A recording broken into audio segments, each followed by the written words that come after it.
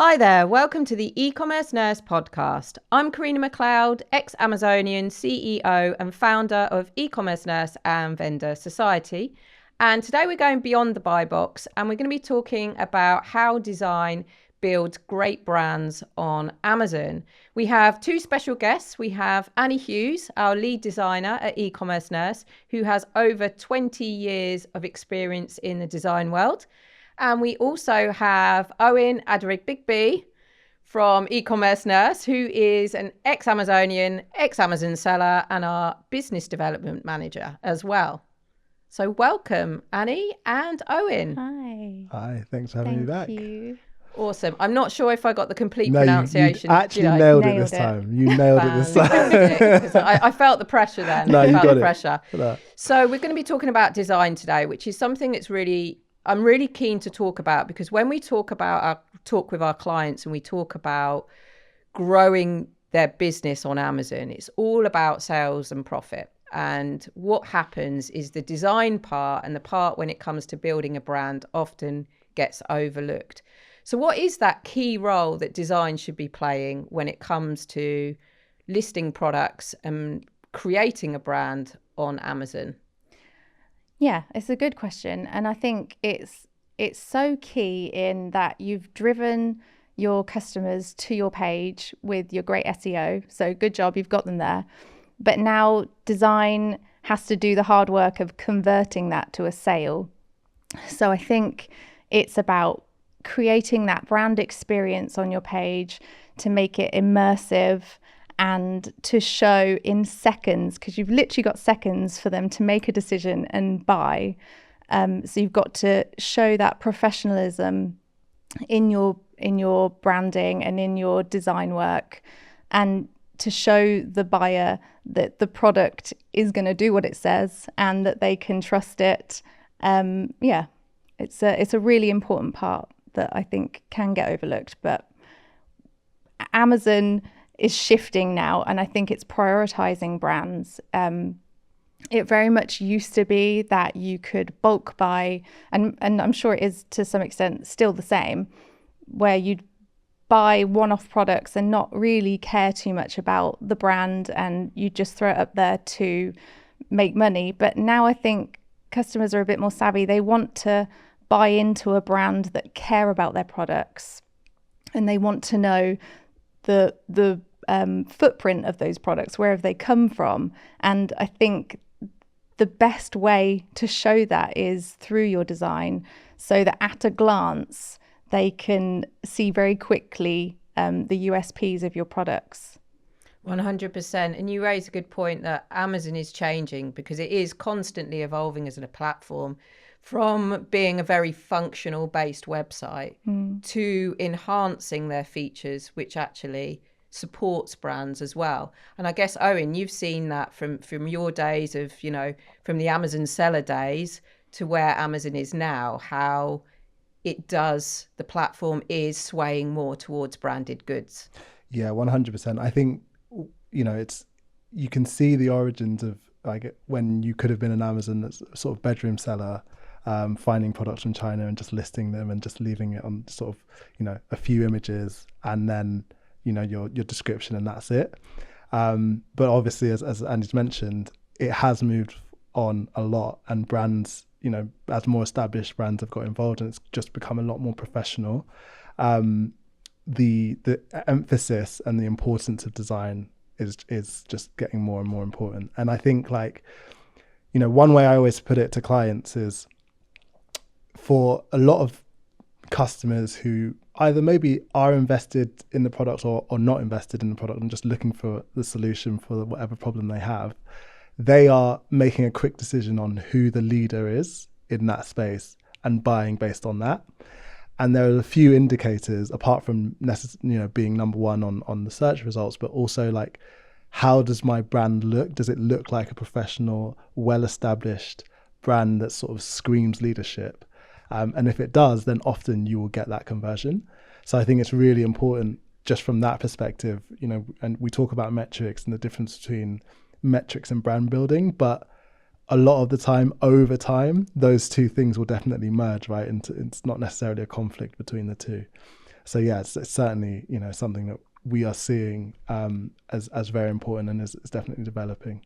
You mentioned leadership. That's a really interesting word there, because I think that that's what's really important here, is that if we look at how the platform has evolved, it started off, I mean, from the days when I was working at Amazon, it was all about going and getting the top brands on Amazon. It was all about brands. And then all of a sudden there was this kind of influx of sellers with private label sellers, not necessarily focusing on branded goods. They were focusing on sales and really managing the functionality of how Amazon works.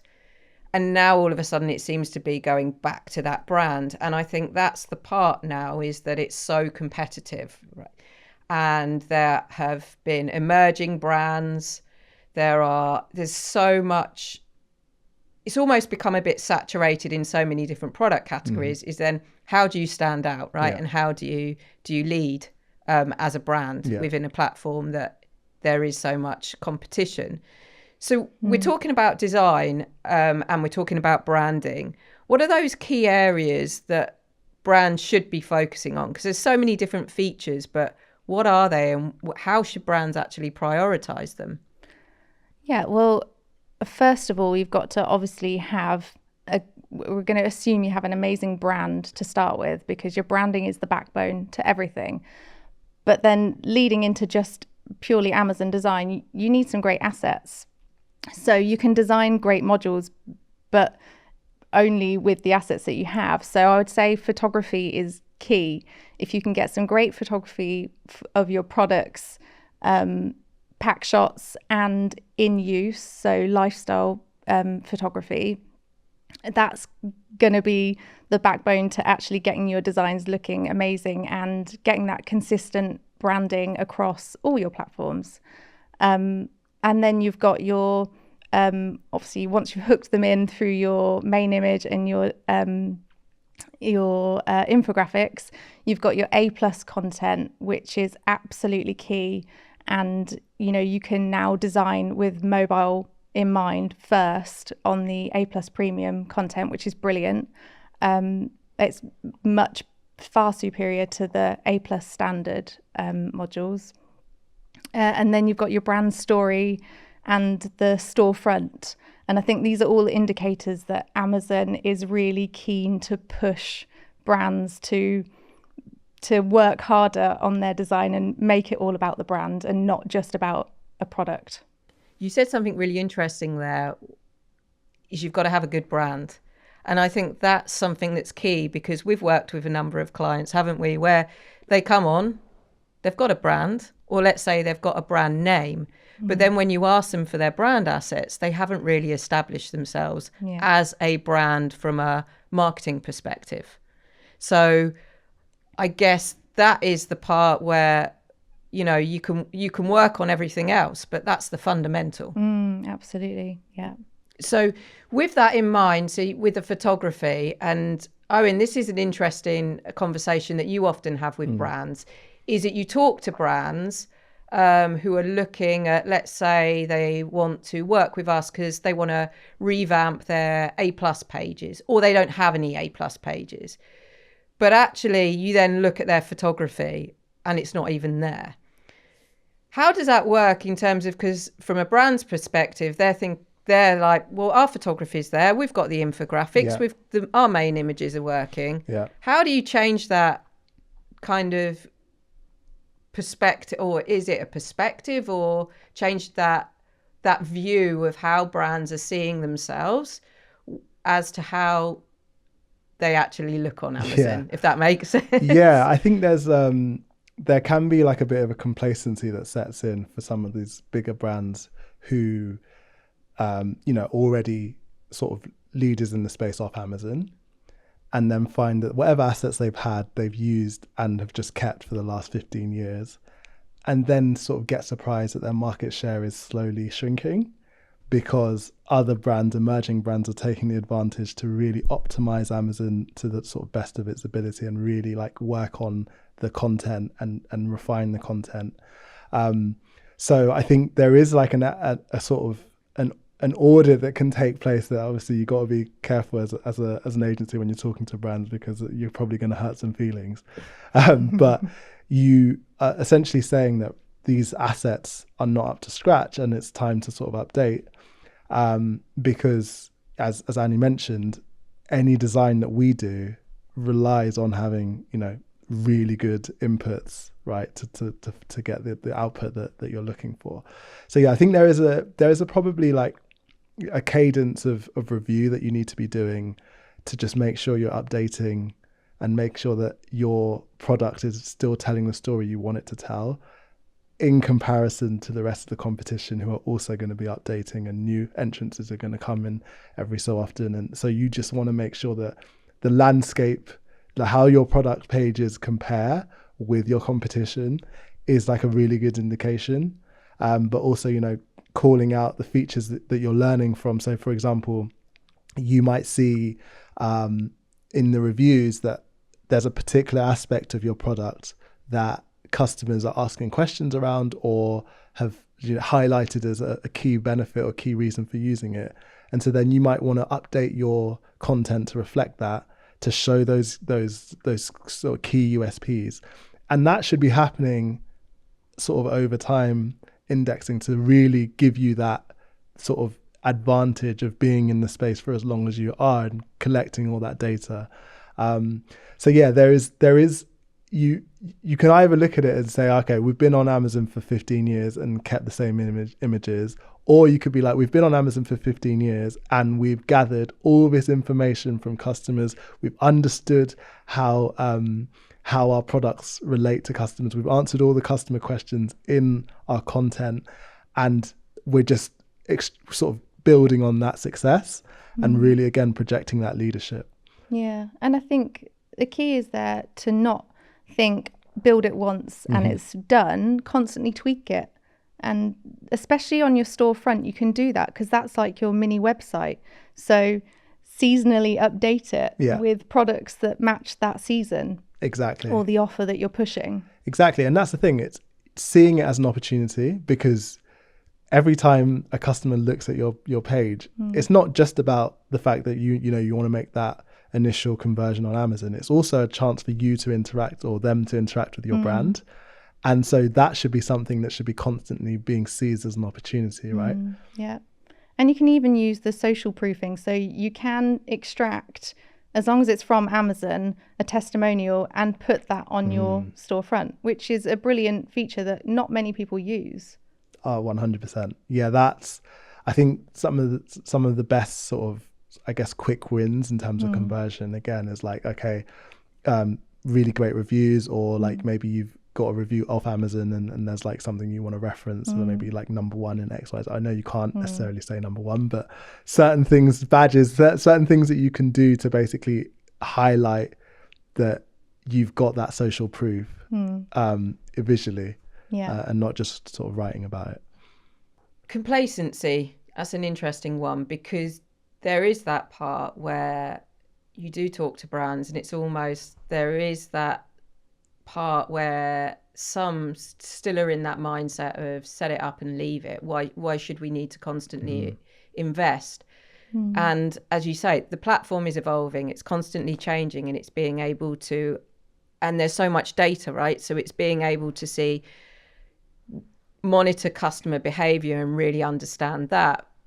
But on the brand store, I love what you say, Annie, in terms of you can have fun with it, right? Because it is your mini store. Yeah. And there's often been those questions around that brands often ask is it really worth it? But actually, yes, it is worth it, because you're driving traffic to that store through your sponsored brand ads. There's traffic coming through to the store from Google.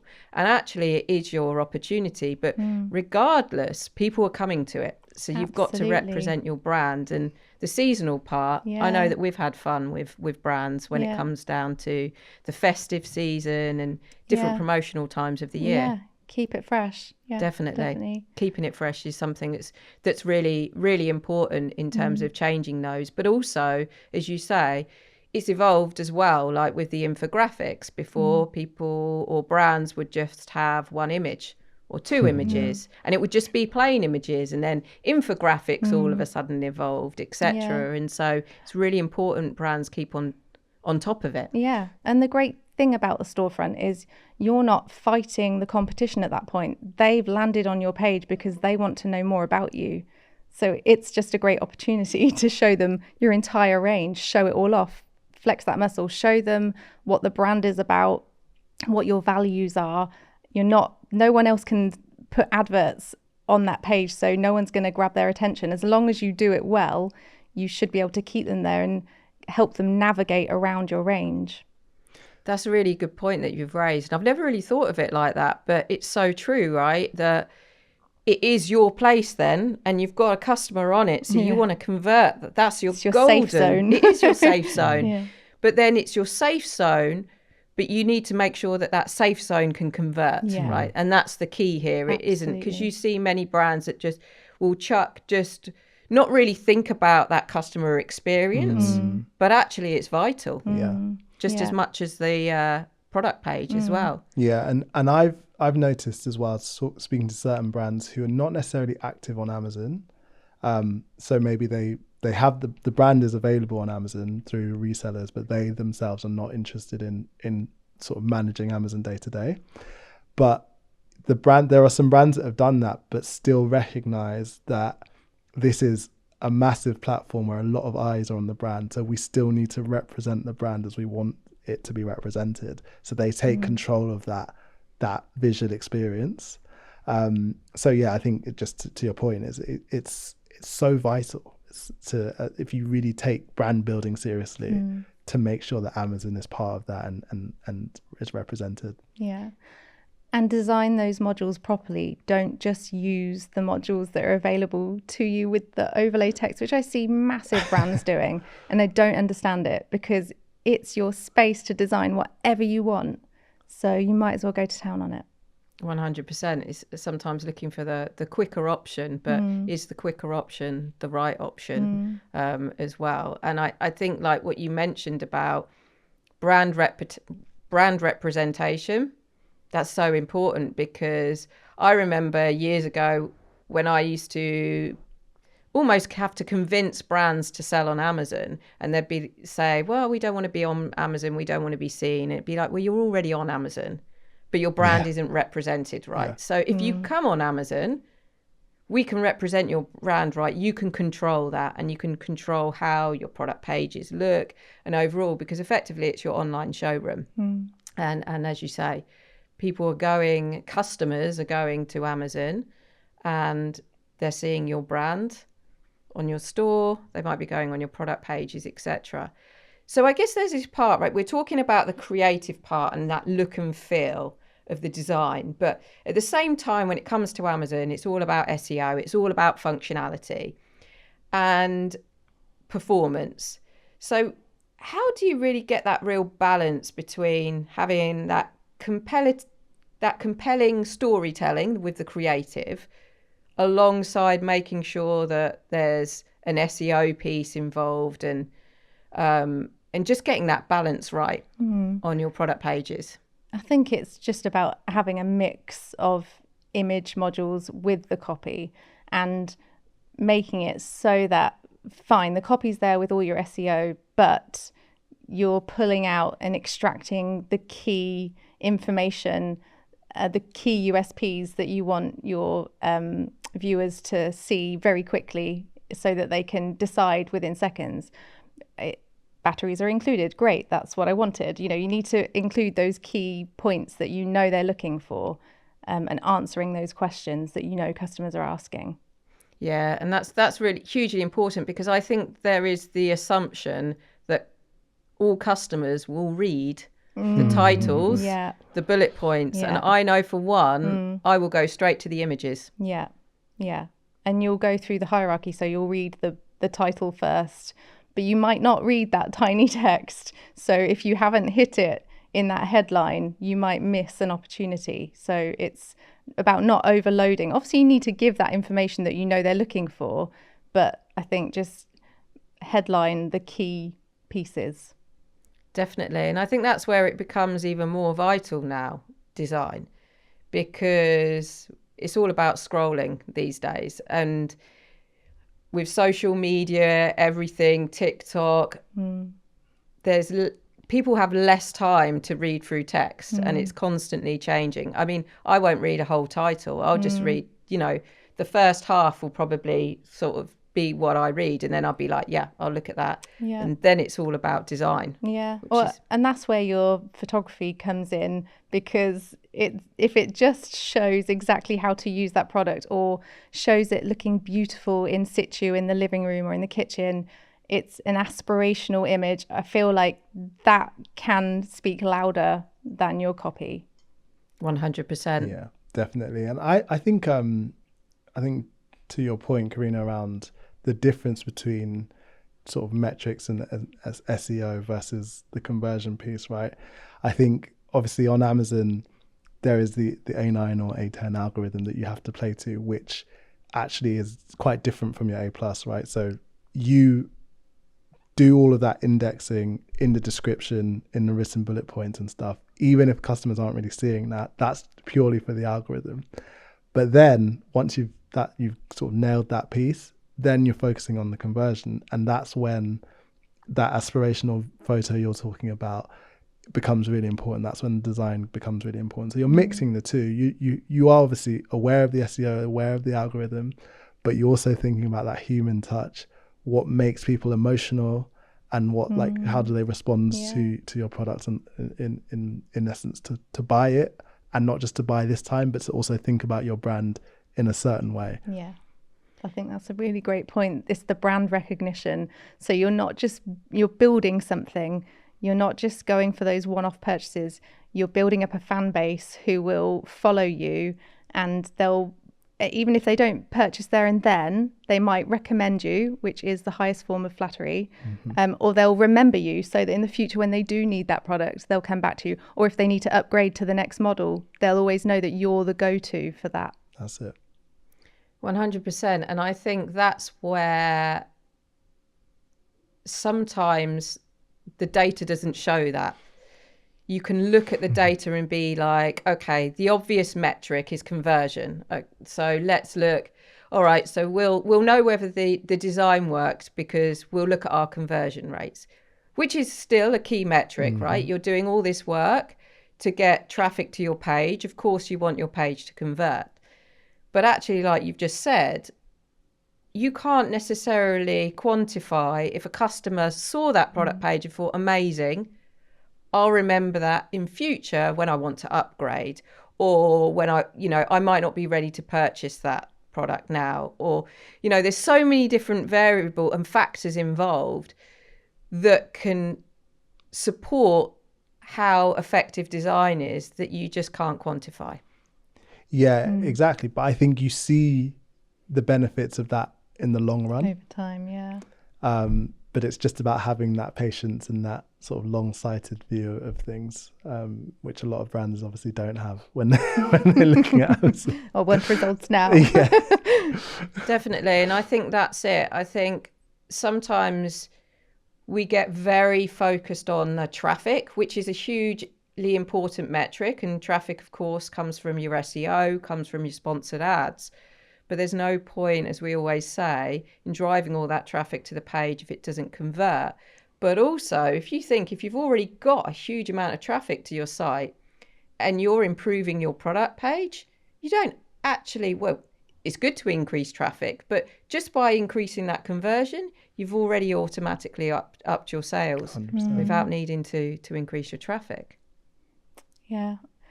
Not wanting to take it away from the point too much, but another really key part is making sure your brand is consistent on all your other platforms as well. So making sure your social media and your website are all up to date and all singing from the same hymn sheet. I think that's a really key part of making it all work holistically.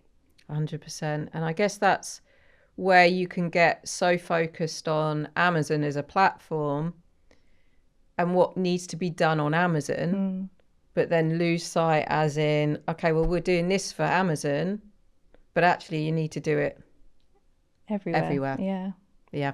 Yeah, that's where like you kind of want the marketing team and the guys who manage Amazon and the external agencies to all be talking to each other, because I think it's quite important that to get that synergy. That, you know, everyone's aware of what we're trying to represent as a brand, having very strong brand guidelines and sort of understanding what that is. And then, you know, we've worked with some brands that have then developed specific brand guidelines for Amazon, because, you know, the platform's always changing. But they want to still have certain sort of representation, and make sure that the brand is to the spec or it is represented correctly on all the different marketplaces on Amazon as well. So yeah, it's synergy is a really big piece, and making sure that I know it's a buzzword, synergy, but making sure that, you know, all of your branding is consistent, but obviously adapted to the platform as well. You raise a good point there in terms of which flows nicely onto my next question in terms of the resource, because it's great talking about, well, you need all this design, you need to have this photography, you need to make sure it syncs up with all your other platforms. But of course, that takes time and you need resource to manage that. So often we're talking with brands and who have design teams. So we work with some brands that have their own design teams, but we also work with brands who don't, and we manage their whole design for them. For brands that are listening today, how does a brand really make that decision on whether or not this is something that they should be handling in-house, or whether it's something that should be outsourced? Yeah, I think if their team is stretched with all their in-house design work, working on their websites and their social media and what have you, I think then it's time to come to the Amazon design specialists, because, you know, they'll have the expertise to know which modules to do. They won't have to do all the research into it. It won't pull them away from their daily tasks. Yeah. And because you'll have that conversation, right, in terms of you'll talk with brands and they'll have their resource, but what ends up happening is we end up working with them and we end up doing their design, because, as you say, they're focused on so many other things and you need to prioritize it. It can't be something that's kind of put to one side. Yeah, I think we kind of went through the list of all the different aspects of branding and for a company, right? And it's just quite a lot to manage and to do it well. And a lot of the time, even the biggest companies actually don't have the in-house resource to keep up with the demands of refreshing it, of, you know, constantly updating it, tweaking or optimizing it over time. So, you know, savvy brands, big brands that sort of understand this will always outsource to agencies, because they know that they can do it faster, and, you know, to an extent cheaper as well. So there's an element of just making sure that you know, if you're managing the sort of marketing team or marketing department for these bigger companies, and you're looking at everything, being really realistic about your resource and being really realistic about what can be done when, and then knowing that if you can't keep up with the demands, that's when it's time to start looking at sort of external agencies, because otherwise it just doesn't get prioritized, right? You 2 years, 3 years, 4 years down the line, nothing's changed on your Amazon account because your team haven't been able to sort of get around to it. Being realistic, that's the perfect word there in terms of what resources actually needed, because those are the real conversations that need to be had, because there is a lot of work, as you say, and last thing that you want is, oh yeah, well, we'll work on these A+ premium pages, but it takes a couple of years to do that. Amazon's evolving rapidly at the same time. Probably they're going to have Amazon, I'm trying to think of something that's higher than premium, but you know, A+ premium, let's say. You just don't know. So and it's like having those conversations of infographics now is a standard. I remember having those conversations years ago when it was like, I remember even writing a blog post that was like, should we do infographics or not? Like, was it even, it's not even a question now. It's like, it's standard. It's standard. Yeah, exactly. And so you've got to evolve, because as we spoke earlier, if you don't, competition will completely swoop in. So there's another benefit there, isn't there, with working with agencies? And of course, I'm not using this as a sales opportunity. I think this is a conversation that we are often having with brands in terms of the benefits. So they know that they can't handle the resource. So brands and agencies can support that. But what also can agencies give to these brands when it comes to doing the design work? I think there's a benefit as an agency of working across a category or multiple different categories to really understand best practice. I think sometimes when you're in a company, you can kind of get blinkered about this is the way we do things. So just having sort of a sort of fresh perspective from an expert who kind of understands, how Amazon works, how to get the best out of Amazon, but also probably has a really good idea of what the category best practice is, and have the time and the resource to do the research for you to make sure that you are up to date with that as well. So I think that's probably the biggest benefit, is that expertise. And obviously agencies, you can put a bit more pressure on them to kind of perform faster. I think that's often, to our detriment sometimes, that we're almost a scapegoat in terms of the agency needs to get this done by X, Y, Z. But that is, the benefit to working with someone who's external, who's focused on it. So it's speed and expertise, I think, is the sort of the main two things I would say. And, there's something else that's not only is it speed and expertise, but as you mentioned, there's that knowledge with what's going on within the category. But there's one step extra that we do, which is that market and competitor research that also requires time. It requires data, access to that data, because it's using that's going to drive. So you've got your best practices in design, and what modules work well for certain categories, what to use, and what USPs to call out. But also that competitor research is going to help as well, which is definitely a time suck as well. Yeah, 100%. I think sometimes in bigger companies, Amazon kind of falls through the cracks. Like, no one knows who's actually supposed to be owning it on a day-to-day. It's surprising how many times you speak to businesses that are decent size, and it's like the marketing manager is handling Amazon as well as all the other things they're supposed to be handling. So having somebody else to just say, right, actually, this is the marketing team now, this agency I'm working with, the Amazon team, and I'm going to, everything Amazon related, they have to deal with first, and I can work through them to achieve what I need to on Amazon. I think is invaluable. Yeah. Gosh, I couldn't imagine having to do it all one person. We have one person for every little area. Exactly. That's it. We've got people, covering all different areas, and from the market research to the design. And then we've got a team of designers working together and sharing ideas. It's those sounding boards as well, and understanding, what's going on in the market. There's so much more thought behind just creating images, which sometimes people forget about, as in, it'll only take an hour to create X. Exactly. There's a process there that happens as well. And I guess then it's all about, we going back to the results part, right? As in, brands will want to invest in design knowing that it's ultimately going to drive results.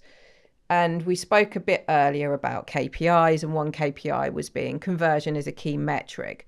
What other, apart from the obvious sales part, are there any other areas that brands should be taking note of from a metrics perspective when working and improving their design pages?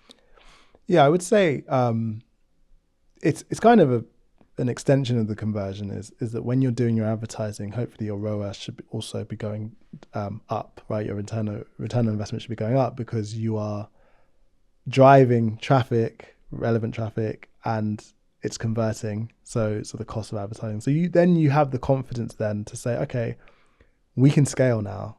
So we can spend more money on ads and get predictable results.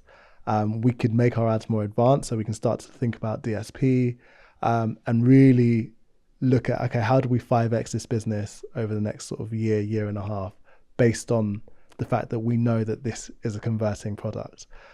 So I think that is obviously a key metric, which is obviously still conversion, but it is at the end of the day about sales. That is what is ultimately going to drive a business's growth.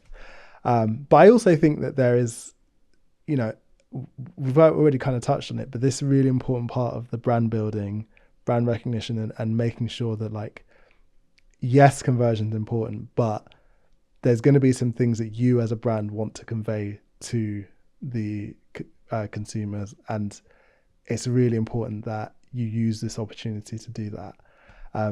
And sometimes that might not necessarily align with what your A/B testing is showing you, but that it's still very important for you as a brand to portray this. So maybe you still tweak it and try to get the balance, but these are the things that you kind of have to think about as well. It's not just about conversion. Yeah, and you mentioned about the brand loyalty part.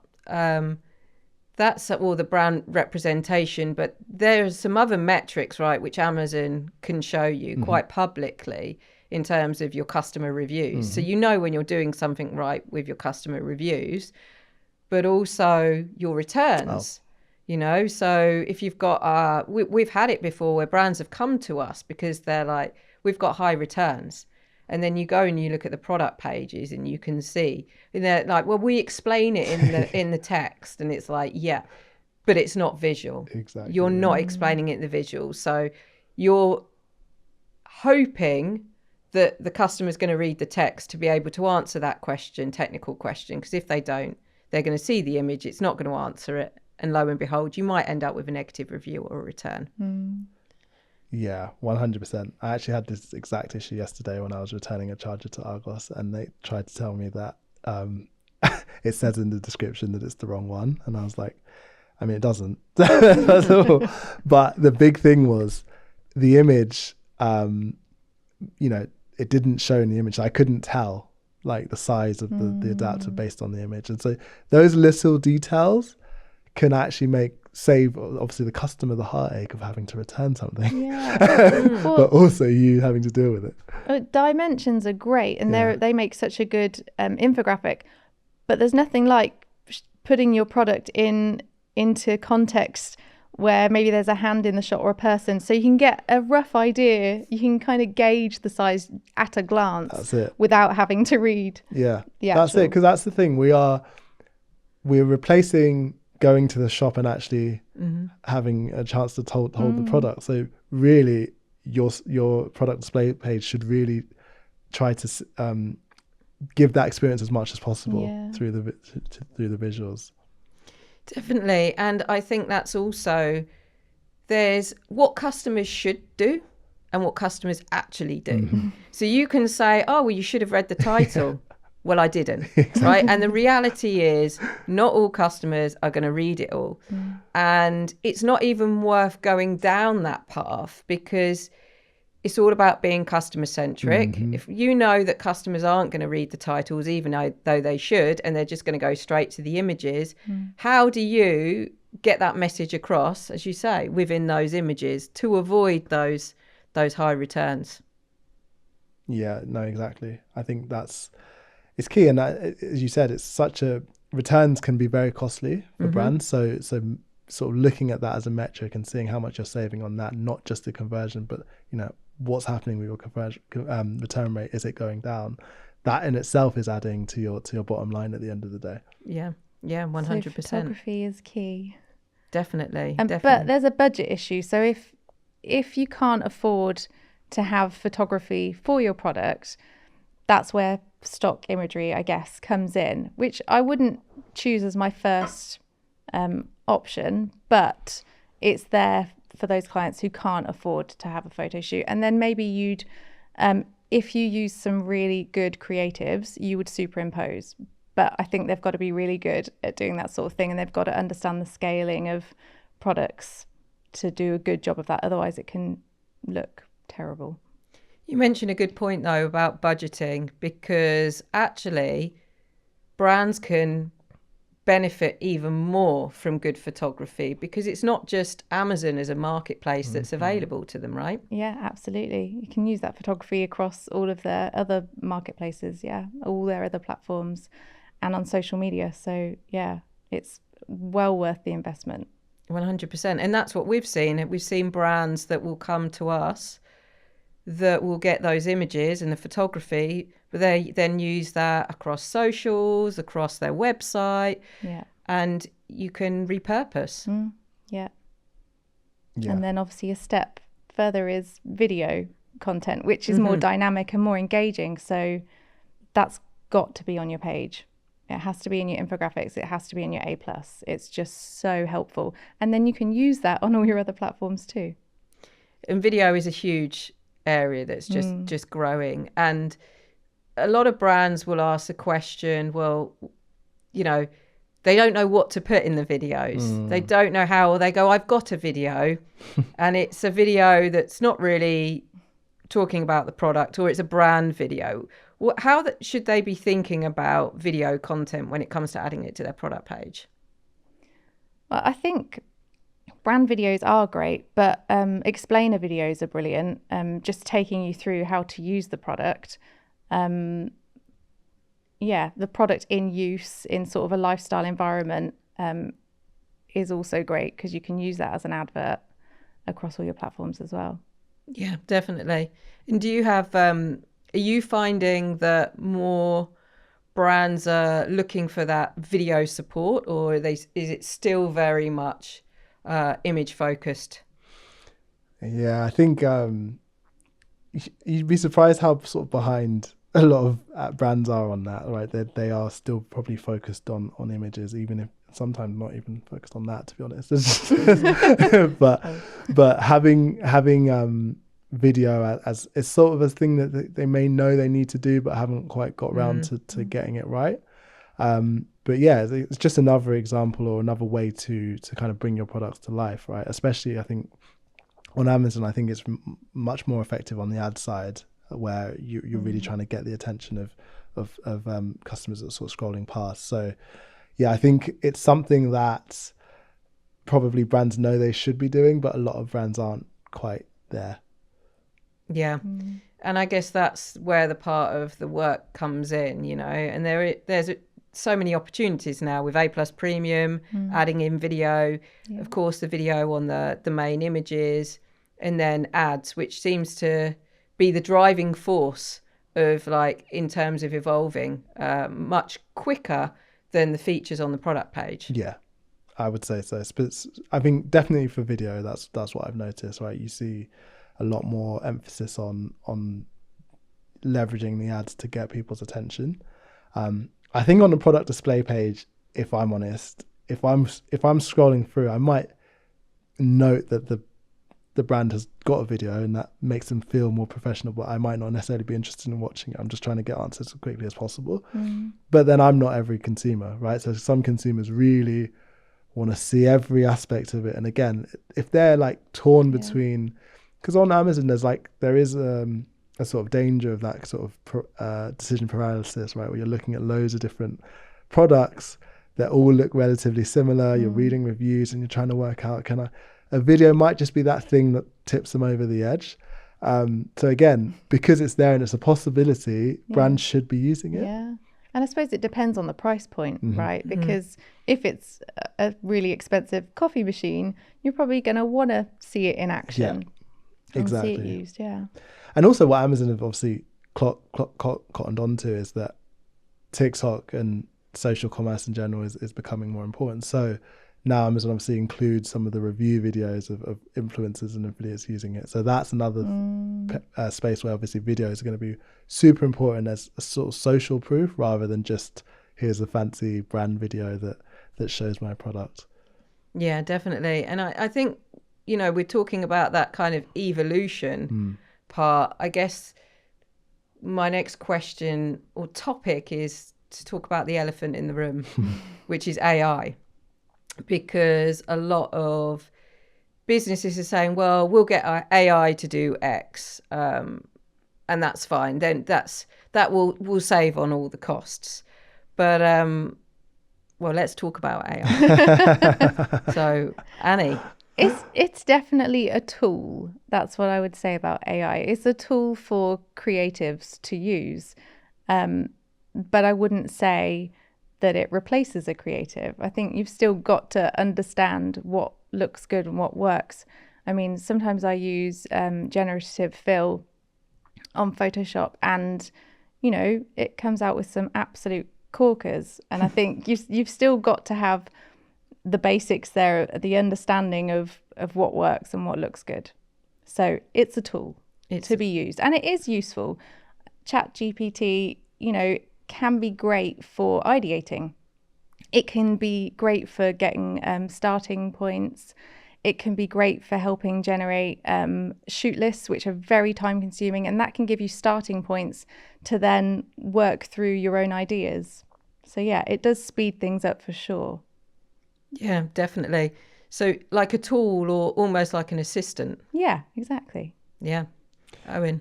Yeah, I would say it's a tool. I think obviously it's developing so quickly and getting more advanced. Even ChatGPT a year ago versus it now, you can see how much it's changed and improved.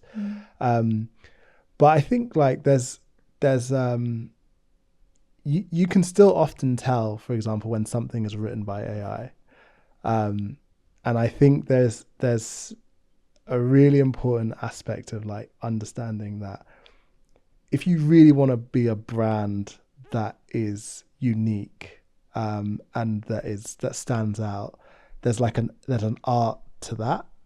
And I think AI has not yet got to the stage where humans are, I think, at that. And that's my opinion. I mean, some people might disagree, but I think there's an element of art and taste and understanding that, something works because it works, and it's not necessarily because AI is often just drawing on what's already sort of come before. So like, here's a standard way of doing things, and we're just going to do that. So if you read something that's written by AI and you are an expert in that field, you can tell these are just standard talking points, right? There's nothing, it's not based in anything. But if you're using it as a tool, then that's different, right? Because you are still bringing that creativity, you are still bringing that human touch, that art. And I think that's where brands just need to be thinking in terms of, yes, you can do things to tick a box, and AI can be if you're just doing that with AI, fine. But if you really want to stand out and you really want to bring creative that, that speaks to emotion and to people, then I think like it's still, still working with people, right? I think that's still the best way to go. Yeah, it can't replace a copywriter who can develop a tone of voice for your brand 100%. Yeah, definitely. And that's it. And it's an assistant. And I think that's the part what you've both mentioned is it complements the work that you're doing. Like you mentioned about the ideation piece, because you can find that you might be sitting there at the start and you're like, oh, this is going to take ages. I don't know where to start on this. And it helps and it supports it. And actually, I think the most important part here is not being afraid to use it, working with it and using it to help you be able to create the end result. Yeah. But as you say, it's not going to replace the creative, the copywriter. It's a tool, it's an assistant. So before we wrap up, this has been fantastic talking about, and we've covered so many different areas. I'm just going to throw it out here, or throw it out there in terms of a tip. So for anyone listening today, what would be that one tip? I'm going to throw it to you, Owen, first. What would be the tip that if any brand's listening and they're like, right, I'm ready to invest, I need to focus on the design, I know that I've got SEO mastered, but my conversion needs improving, or just the overall, I want to build that customer loyalty, that customer trust, etc. What would be your tip? I would say start with, try to separate yourself from your business for a start, and try to think about it as a customer looking at this for the first time, and compare yourself to the rest of the market. That's probably the best place to start. in terms of sort of execution of that creativity, I would say leverage agencies, leverage, if you have the internal resource, leverage that too. But I think there's the first thing is you want to make sure that you're understanding essentially what the rest of the field is doing and what customers really care about when they are looking to buy your product. So those two things, and hopefully you've gathered that information from your reviews. You understand what customers ask about, what what the benefits are. You have a really good understanding of self in terms of that, and then try to then reflect that with the basics, right? So make sure you invest in really good assets, right? So work with a photographer to make sure that your products pitches are really good, your lifestyle images are really good, and then everything else can kind of be built on from there. So I don't know how many tips that was, but that's where I would start. No, that's really useful. And I think the key part there is take a step back, because as a brand, or even us as an agency, you can find yourself kind of deep in the woods, and sometimes you just need to take that step back to take yourself out of it, to be able to look, as you say, from a customer view, and then look into it, is hugely valuable. So lots of tips there. Hopefully Owen hasn't stolen the tip that you had in mind, but what would you share with our listeners today? Well, one of them is to sort of reiterate what Owen just said. And I would say start off with amazing assets. Get your assets in place. Make sure your brand is really strong so you can share that story in all of your design. Get photography. I think that's key. And get an amazing design team around you, whether that's in-house or e-commerce nurse. Yeah. Fantastic. That's a brilliant tip. E-commerce nurse. And we're definitely there to support brands. We do a huge amount of work in building brands on Amazon through design, through copywriting, and overall through account management. So if anyone is listening today and is thinking, this is great stuff, but we actually need some support, E-commerce Nurse is definitely there to help you. So thank you, Owen. Thank you, Annie. Thank you for joining me today on the E-commerce Nurse podcast. And thank you, everyone, for listening today.